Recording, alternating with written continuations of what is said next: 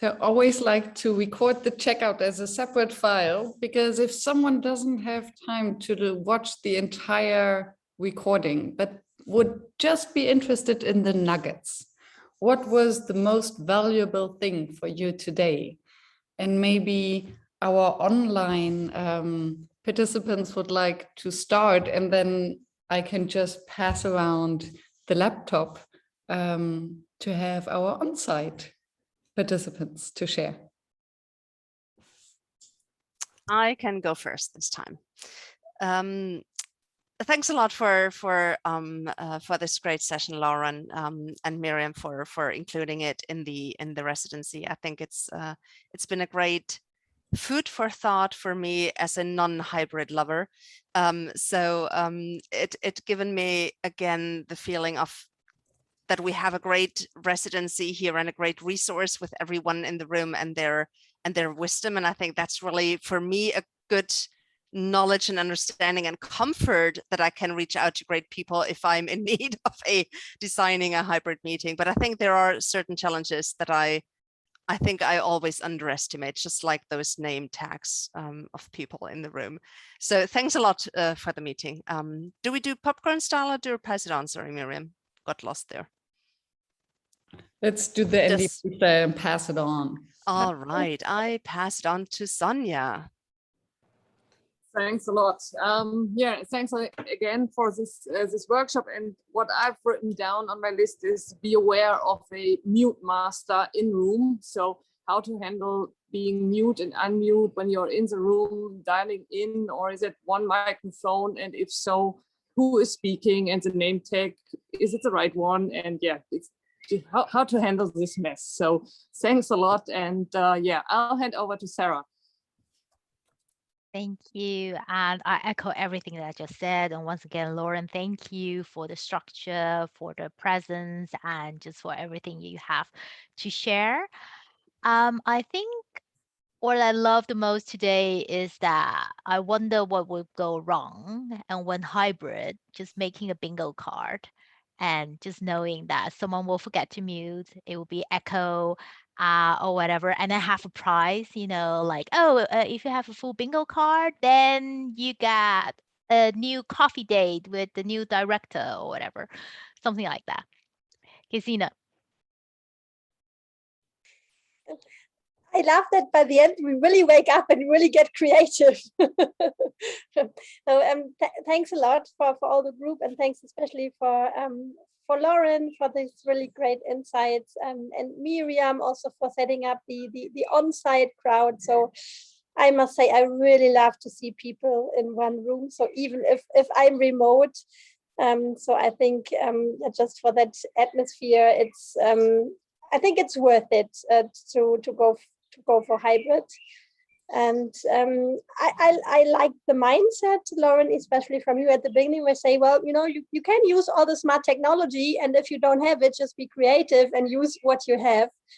So I think that, you know, makes it a bit easier for every one of us. And I think, you know, if we still stick to the basics, you know, like if it's about connections, we will always find ways to connect people and have really good workshops, I'm sure, no matter which setting. I'll hand over to, I think we've got all the remotes, so I will hand over to Lucy's dog.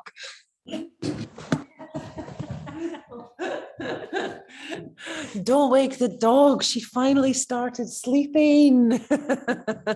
Yeah, likewise. I just want to say thank you very much to Laura, and I super enjoyed the energy and the format of this session. I loved having the exercise, and I think that would be my nugget. There were so many nuggets.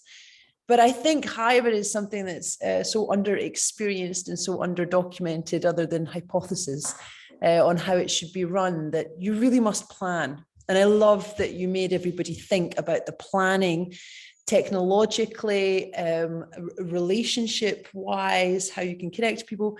Because I think without that planning, we can accept things will always go wrong, but it could be so much better with a little bit more thought put into it until it becomes second nature. So thanks for that reminder.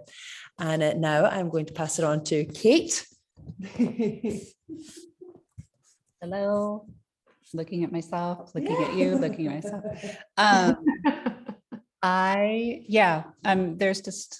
There is just a lot of project management involved in this. And also it made me start thinking about, if you are collaborating with people with a company that has its own space, the extra layer of interfacing with their IT team, for instance. So yes, so much planning. And then also now I actually started the other day during our check-ins meeting, cataloging every single experience I have in online meetings and trying to frame that in a hybrid.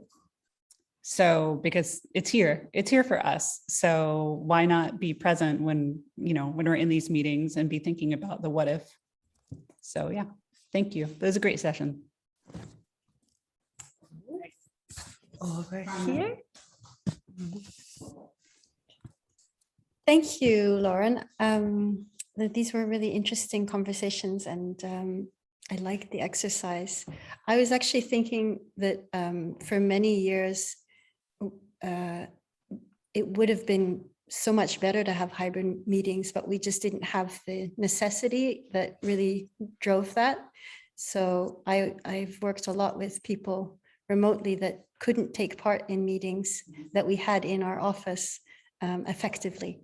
And so I really liked what Sarah called designing for connection.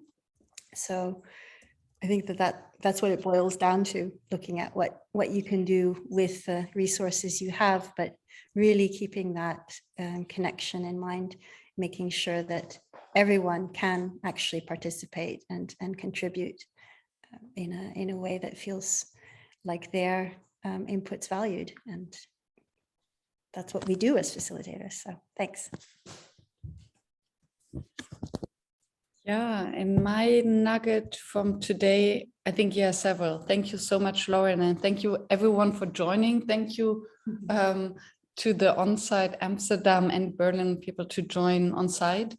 My very first hybrid meeting and being on-site, and I must say just a pure experience to see how much distraction there is, how much potential for sensory overload, but then also to see how to connect more with, to build the bridge between the room and online through shared rituals, through, as Kate said, pinning someone and interacting with them, because we can interact a lot on the screen and create connections even without voice, so in silence, so that we won't have the kind of mute-unmute problem.